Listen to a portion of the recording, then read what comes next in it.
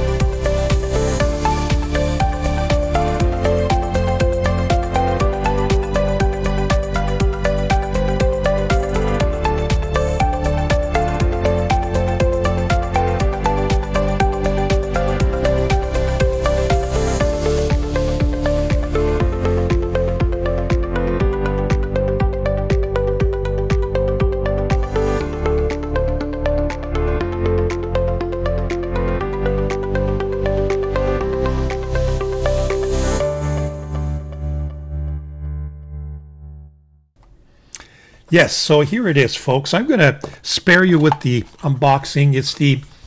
It comes in this standard Asvine packaging that we've seen before. Okay, cardboard outer box, and there's this nice plastic box where the pen was in. What's interesting right away is one of the few times that I actually decided to take a look at this little manual. It's done very well, by the way. It's not. You can tell that Asvine is kind of adapted to the North American market, and that's why one of the reasons why you see it on Amazon as well. So my understanding here is that this can also may also be dropper filled possible, but I'm not sure because the booklet gives you instructions for all the types of filling systems they have: the vacuum, the piston filling, the dropper filling, the converter, the cartridge, how to maintain your pen, etc. So I'm not sure whether or not you can actually eyedropper this pen, and we'll take a look inside and I'll explain to you why I think it can't be. But here's the pen. One thing that struck me is, first of all, the finish is beautiful, absolutely gorgeous. It very, very, very well done, polished to its maximum. So this is not a matte finish, far from it. It is a polished finish, so much so that just a little bit of dust accumulates on it. You can see it right away. One of the things that's unfortunate is, because it's so dark, you don't get to see these beautiful ebonite in the light. If you, from a distance, it's kind of a dark color. You don't get to see all the highlights of that ebonite, but the highlights are there, folks. There it is. Can you see that? Very nice. Look at the finial. The finial's got that nice kind of flower design there. You see that? I don't know if that's visible. Yeah, it is visible there. So we've seen this before. I like the bottom finial as well. Just the finish is beautiful. Now, some people didn't like the fact that this was so heavily visible. I love it. On the contrary, I think it really, really nice. Some others have noticed that this kind of fades away after a while, which would be unfortunate. Mine's haven't. The others that I have, the stabilized wood, the C2000 there, I think it's a nice finish. The integration of this clip ring is good. The very, very, to the point where you got to be careful, otherwise you'll spring it. Very loose. There you have it. Beautiful. Similar to the other one. We'll do a comparison in just a second. Let me see how many turns. That's 1, 1.5, 1 3/4. And there you have it. The nib section here is in ebonite as well, but it's decorated by this gold trim there, gold colored, that is. You can open it up. You see that O-ring, and it's metal on metal.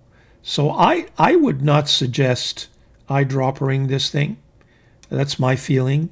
Although some people have argued that even though there's metal, you can still eyedropper it, given, you could take your chances.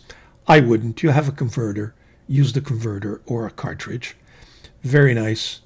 I like that gold, the way this is split up. By the way, the threads are so smooth, done very, very well. There you have it, that big, huge number 8 nib that we've seen. I've chosen the 1.1 stub.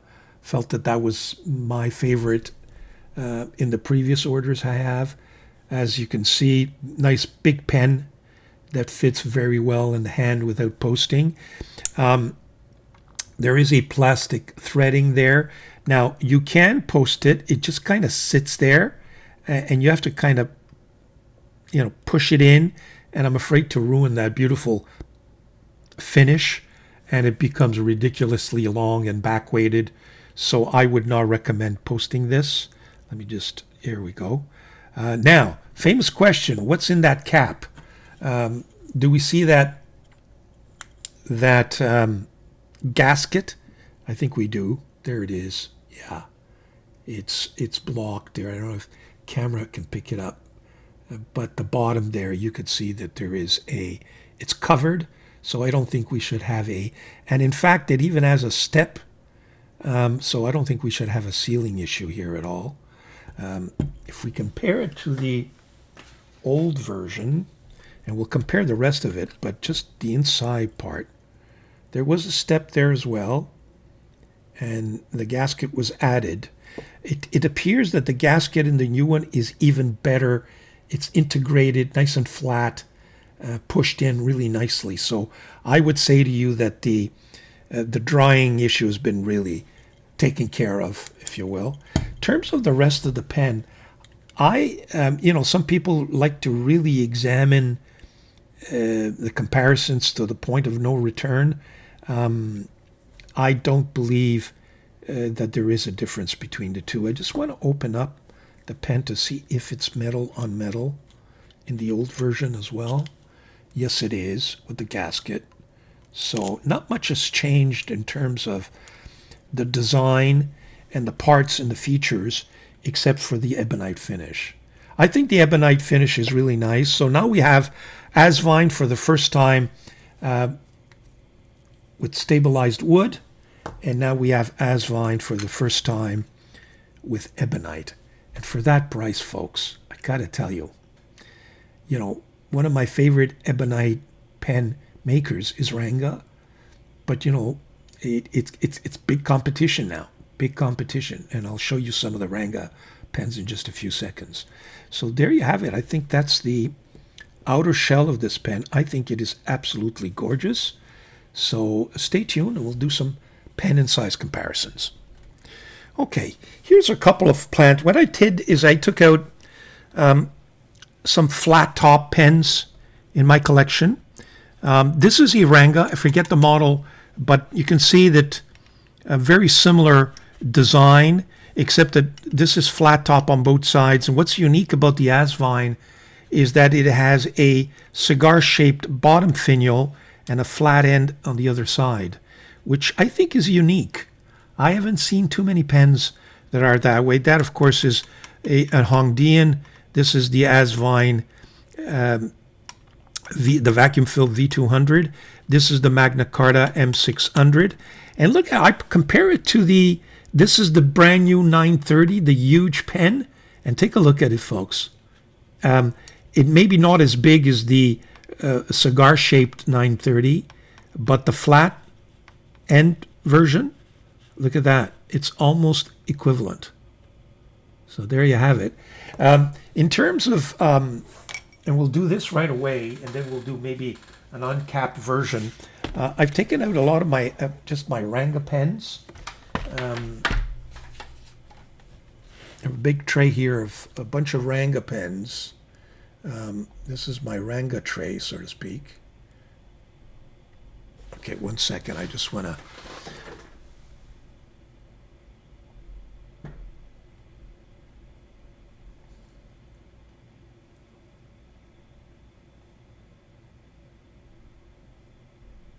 There we go. Sorry about that. I just wanted to make sure I got all of them in view. These are the Ranga acrylics, so we'll skip those. But if I put the subject pen here, you can see how it compares to a lot of these models. The finish is what really makes this unique. I know that I've chosen a lot of these Ranga pens with kind of a matte version, not the shiny version. Some are not premium Ebonites, some are just standard Ebonites.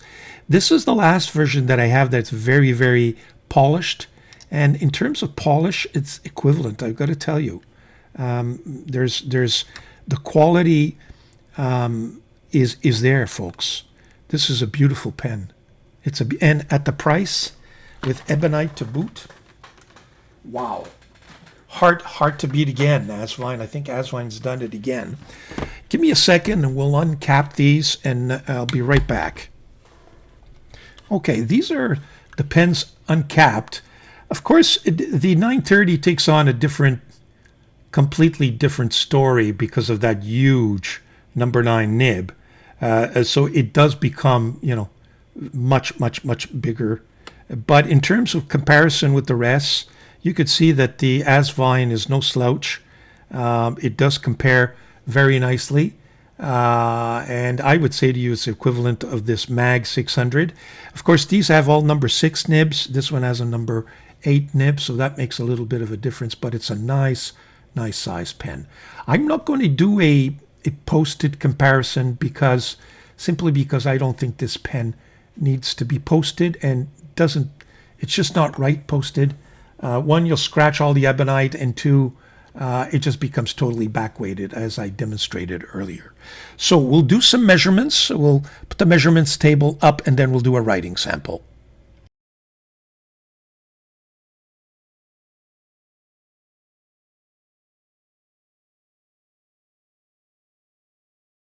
Okay, I'm back for the writing sample. First of all, the ink.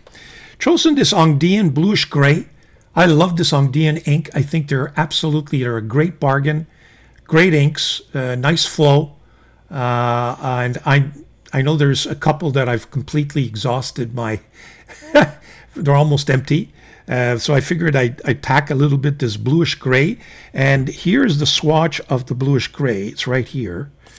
So I think that's going to be a nice match, if you will, with the bluish gray. They also have blackish green, but I've taken the bluish gray.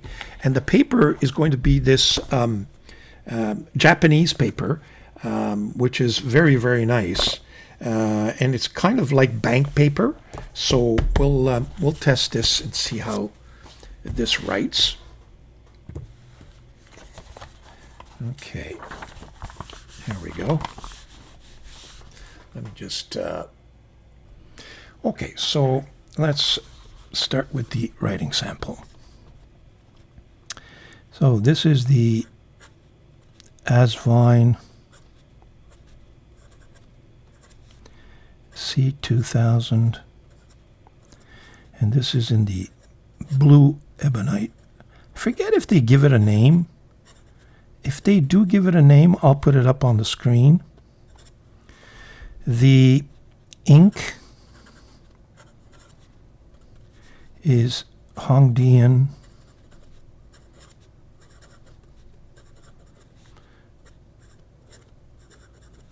bluish gray. Or is it gray bluish? No, bluish gray. Gray with an A, of course. The nib is the Asvine number 8 steel 1.1 stub.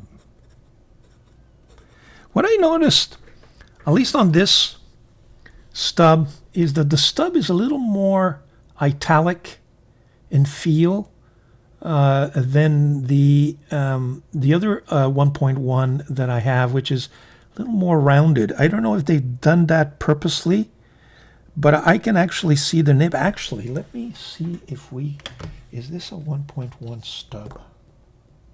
Yes, it is. No, there's not a visible difference. It could be that just this one is a little more scratchy, but it's not scratchy to the point of being scratchy. It's just not. It's italic in nature, and it feels like it's giving me more line variation. But let's keep going. The paper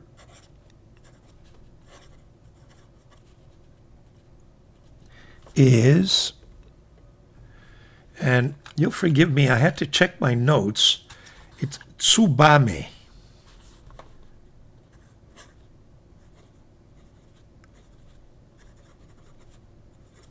Notebook from Japan. You'll find this notebook on my Amazon storefront, and I will put the links down below. By the way, this ink and this pen color and nib combination is just exquisite. Now,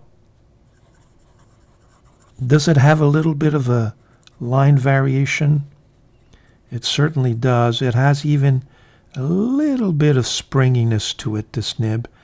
Probably just because it's a number 8 nib, so it's longer. And there's a lot more metal there to kind of squeeze out some line variation.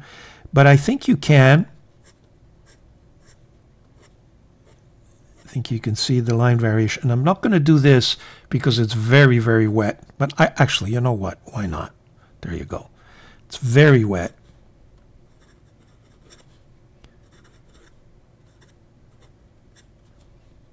It's got smooth feedback, if I can call it that. Very interesting feedback. Almost italic in feel. And it's, fast writing. Yeah. Constant.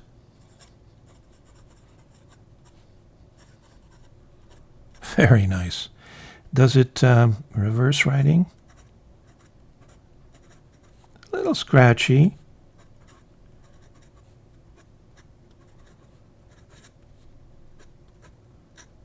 Yeah, a little scratchy. I wouldn't push it. I think we've covered that. So let's look at likes.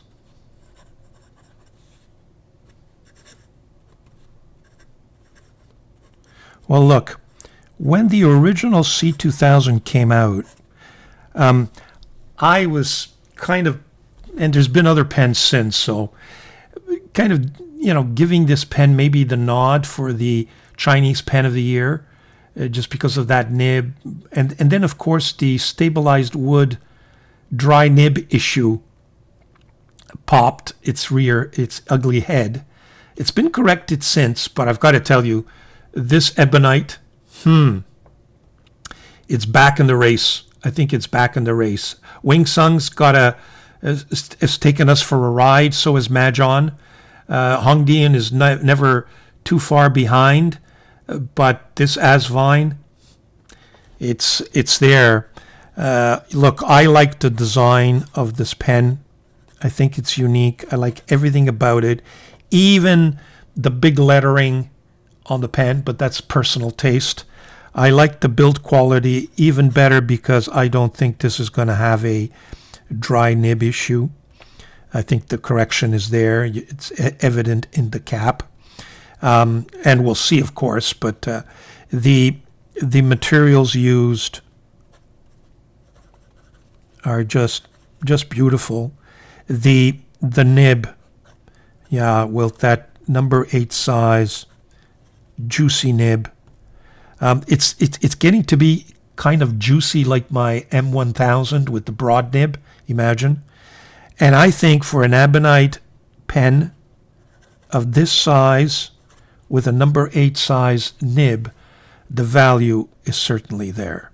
And I'll put up the latest price on the screen when I publish the video. Dislikes, folks, I don't have any. This is definitely a 10 on 10 for me.